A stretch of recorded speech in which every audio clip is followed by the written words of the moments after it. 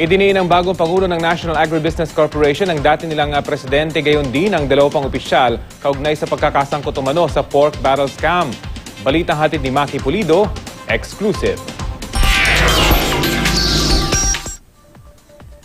Kung gaano kagulo ang opisina ng National Agribusiness Corporation o NABCOR, ganun matatapos ang kasaysayan ng ahensyang sangkot sa pork barrel scam.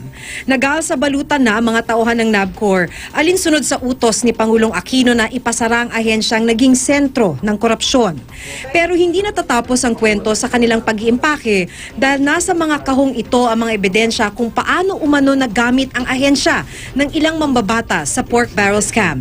Sabi ni Honesto Banique, bagong Pangulo ng NABCOR, malinaw sa mga papel ang katiwalian. My personal opinion, I think they did a lot of nasty things here in this company. It is vulnerable to corruption because of its flexibility.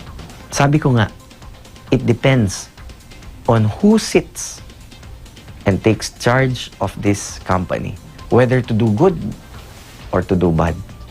Hindi raw may tatanggi sa mga dokumento na sangkot sina dating NABCOR President Alan Javellana at mga dating NABCOR officials na sina Rodora Mendoza at Victor Cacal. Pirmado kasi nila ang mga papeles na nagbigay daan sa scam, kaya kasama sila sa inireklamo sa Office of the Ombudsman. 500 or 1 million up, silang dalawa lang ang pwede. Yung operations nila, hindi alam kung anong nangyayari doon sa finance. So you're saying parang magkakontsaba si Javellana and Mendoza? Of course. Siya yung VP for Finance niya eh. Right, yan ang right hand niya talaga. Tingnan nyo, ayan. Siya pumipirma sa box eh. Certified expenses are lawful and necessary. When you say yun? Sa pagtatangka pa sana niyang linisin ang NABCOR, una raw sa ginawa ni Banique ang sibakin si Mendoza. We asked her to resign. But during the time na nagre-resign siya, katakot-takot ang ginagawa niyang pambubuli sa amin yan. Ang daming mga text messages. Talagang galit, sabi niya, na nagkamali ka na ako yung tinanggal mo, sabi niya. Kasi daw, siya daw ang dapat kong i-retain dahil mas marami siyang nalalaman. Sina Mendoza at Cacal ay nag-aalok ngayong maging state witness. Ayon sa kanilang abogado na si Attorney Levito Baligod, meron pa raw mga kasalukuyang nakaupong opisyal ng Department of Agriculture at NABCOR na sangkot din sa anomalya. Kaya raw inihahanda na ang mga reklamong plunder laban sa kanila.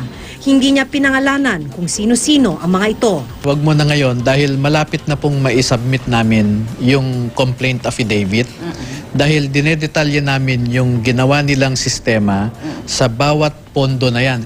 Meron din daw siyang kausap na 3 pang saksi na handang tumestigo. Si Javellana at Mendoza itinangging may kinalaman sila sa paglustay sa kaban ng bayan. Samantalang si Cacal sinabing naipit lang daw siya sa maling sistema. Iimbestigahan na rin ng Department of Justice o DOJ ang mga kawani ng media na umano'y nakinabang din sa PDAF ng mga mambabata sa pamamagitan ng NABCOR. Ayon kay Justice Secretary Laila De Lima, sisilipin niya muna mga affidavit ng 2 dating opisyal ng NABCOR na sina Rodora Mendoza at Victor Cacal. Ayon sa report ng Philippine Daily Inquirer, tig 245,535 pesos bilang advertising expenses daw ang nakuha ni na TV at radio broadcaster Erwin Tulfo at DZBB anchor Melo Del Prado. Sa report, itinanggi ni Tulfo ang akusasyon. Si Del Prado naman tumanggi munang magbigay ng pahayag. Ani De Lima, kung mapatunayang nakakickback sila sa PDAF ng mga mambabatas, maaari silang maharap sa reklamong direct bribery at malversation of public funds. Definitely may liability. In the same manner na di ba yung mga PDAF cases namin and even the Malampaya funds scam, it's a mixture of public officials and private individuals as respondents. Maki Pulido, GMA News.